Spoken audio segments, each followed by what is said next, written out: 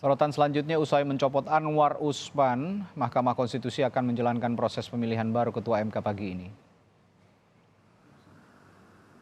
Sekretaris Jenderal MK Heru Setiawan menjelaskan proses pemilihan untuk menindaklanjuti putusan Majelis Kehormatan MK yang dibacakan 7 November 2023. Menurutnya proses dimulai pada pukul 9 pagi lewat musyawarah mufakat sesuai peraturan MK nomor 6 tahun 2023.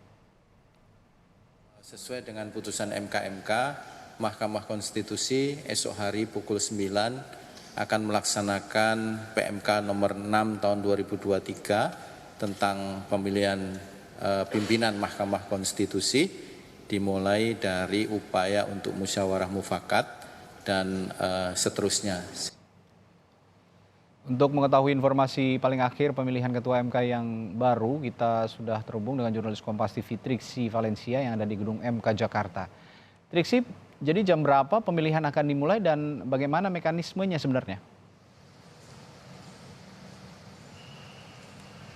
Ya, Radi, berangkat dari apa yang disampaikan oleh Sekjen dari Mahkamah Konstitusi, yakni Heru Setiawan, memang diagendakan pukul 9 pagi waktu Indonesia bagian Barat terkait dengan pemilihan Ketua Umum dari Mahkamah Konstitusi yang baru menggantikan Anwar Usman. Jadi saat ini memang masih tersedia kurang lebih 30 menit lagi untuk kemudian pemilihan secara mufakat ini akan dilakukan oleh 8 hakim. Bagaimana tata cara pemilihannya? Ini akan berangkat dari Peraturan Mahkamah Konstitusi nomor 6 tahun 2023 tentang tata cara pemilihan ketua dan wakil ketua Mahkamah Konstitusi.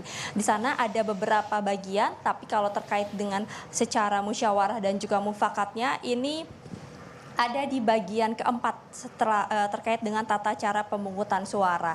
Nah, nanti mekanismenya, Radi dan juga saudara, pemilihan ketua dari Mahkamah Konstitusi ini akan dilakukan secara atau melalui rapat pleno hakim secara tertutup terlebih dahulu. Nanti akan di sana mereka akan memilih nama yang sudah memang tertulis di surat suara, seperti halnya sesuai dengan aturan akan dilingkari. Lalu nanti dari hal tersebut baru akan dihitung berapa banyak atau siapa saja nama-nama yang mendapatkan suara terbanyak.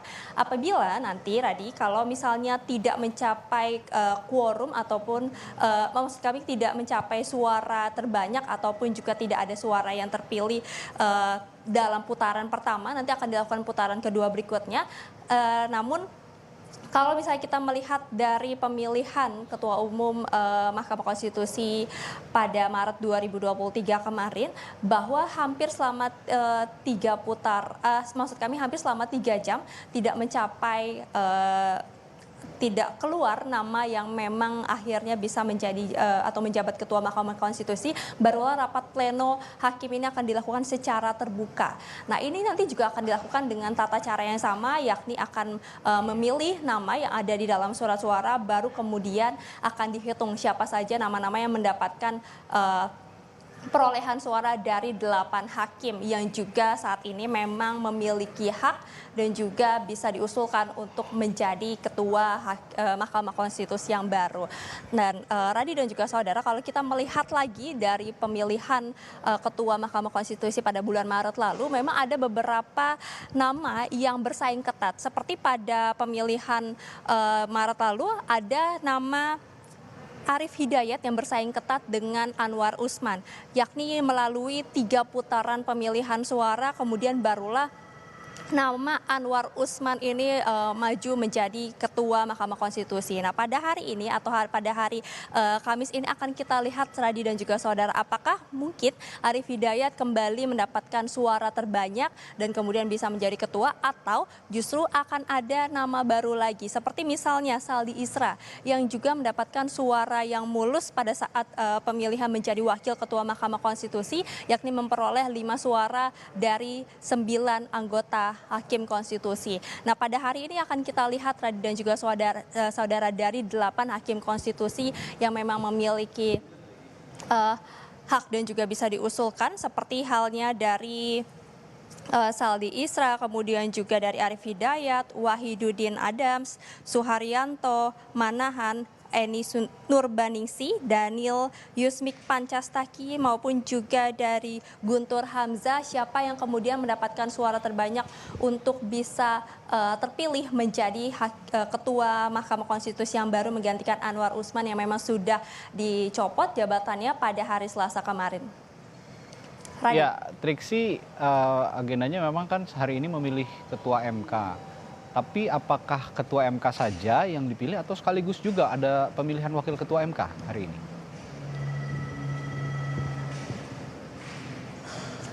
Ya, memang kalau secara aturan sampai saat ini yang masih kosong jabatannya adalah posisi dari Ketua Mahkamah Konstitusi.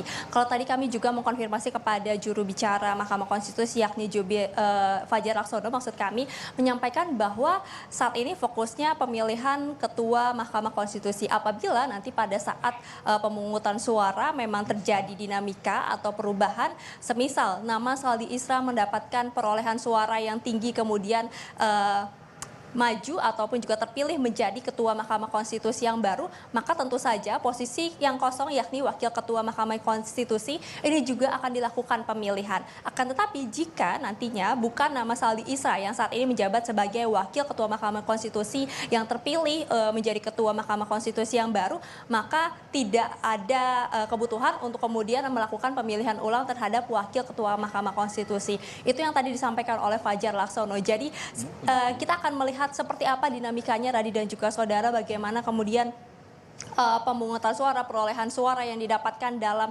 rapat pleno hakim, dalam musyawarah mufakat untuk menentukan siapa nanti Ketua Mahkamah Konstitusi yang baru. Apakah memang ada nama lainnya yang kemudian terpilih menjadi Ketua Mahkamah Konstitusi yang baru, atau justru nama Saldi Isra yang saat ini menjadi atau menjabat Wakil Ketua Mahkamah Konstitusi ini akan naik menjadi Ketua Mahkamah Konstitusi. Semua tergantung ataupun kembali lagi dari keputusan masing-masing hakim anggota yang nanti akan memberikan suaranya melalui melingkari surat suara ataupun nama yang tertera dalam surat suara.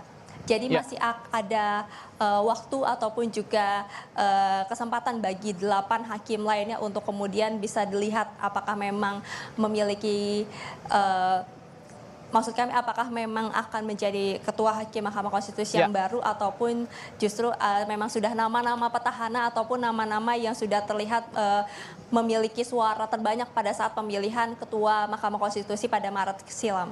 Ya, Anda menyebut tadi 8 hakim konstitusi, Triksi. Ini artinya apakah nanti Anwar Usman ini juga tidak ikut dalam rapat permusyawaratan hakim dan juga pemilihan Ketua MK yang baru, atau seperti apa? Dan apakah Anwar Usman masih punya hak keterpilihan dalam pemilihan Ketua MK ini?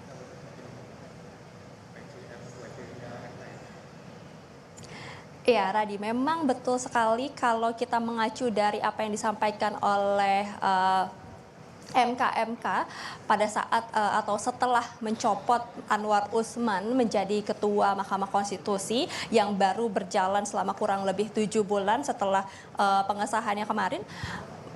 Terkait dengan pemilihan Ketua Mahkamah Konstitusi yang baru ini, tentu Anwar Usman tidak bisa ikut maupun juga dicalonkan untuk menjadi Ketua Mahkamah Konstitusi lagi. Karena memang dari aturan yang sudah berlaku termasuk juga dari etik yang memang sudah terlihat bahwa ada pelanggaran yang dilakukan oleh Anwar Usman, maka memang tidak ada lagi kesempatan bagi Anwar Usman untuk kemudian bisa maju, memilih maupun juga untuk diajukan masuk dalam pemilihan Ketua Mahkamah Konstitusi pada periode yang akan datang ini atau dalam 5 tahun ini, Radi dan juga saudara. Jadi memang kesempatannya hanya bagi 8 hakim konstitusi yang saat ini memang masih menjabat, yang nantinya akan bertarung ataupun juga melihat siapa-siapa saja yang mumpuni ataupun juga dilihat berkompeten untuk menjadi Ketua Mahkamah Konstitusi dari rapat pleno hakim pada hari ini.